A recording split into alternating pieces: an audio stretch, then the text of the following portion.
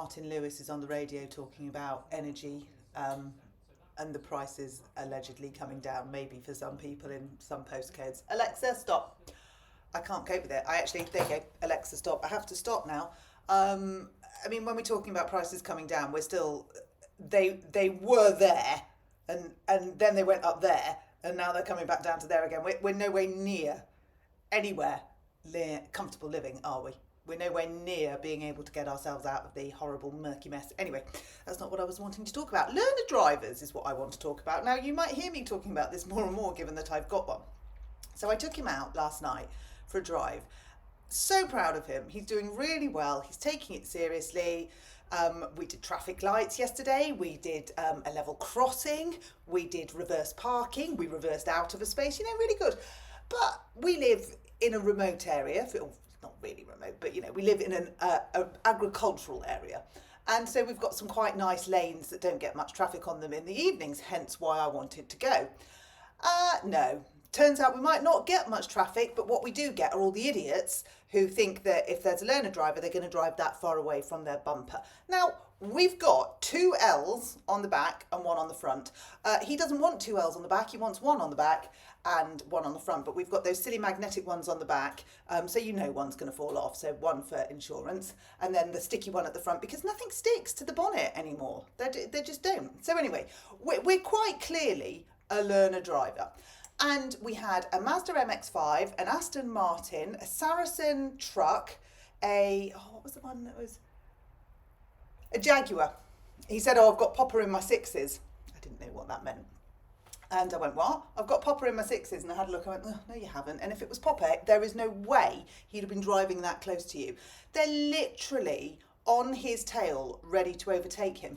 Now, I said to him, you just have to ignore them. You drive your drive, Rufus. Every single one of those idiots that's overtaken you has sat in this chair. You don't get to drive without learning to drive. You don't get to be a driver without having L plates on your car. But the intimidation, and he's a 17-year-old kid. And at 17, you don't like doing things wrong, do you? I mean, it's all slightly, you just don't. So if he stalls the car, that's not good. He sees that as a real personal failure, as though he's a lesser person because he stalled the car.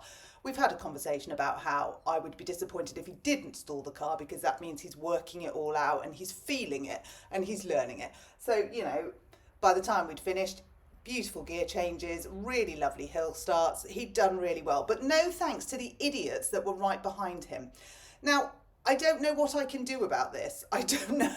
I always used to, when I was little and we were on the motorway, I always wanted an LCD screen that went across the back of our Montego so I could type messages to people in the cars behind. That's the way my mind worked. But I feel like I'd like that now. I feel like I'd like an LCD screen and me have a keyboard in the passenger seat and I could write, "Oi, get back, you."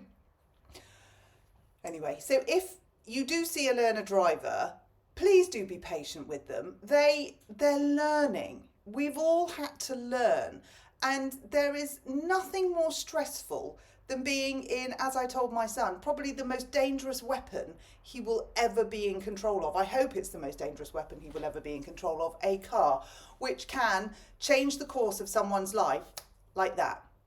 So let's not put pressure on them. Let's not be boy racers. Let's not razz up behind them. Let's not overtake them at an absolute speed of force, scaring the living daylights out of them. Let's just treat them with a bit of respect. And if we do that for learners, we might be able to do that for other road users.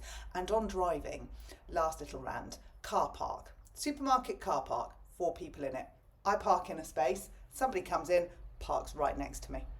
There's literally 4 of us in a car park that could take 200 cars, parks right next to me. Who does that?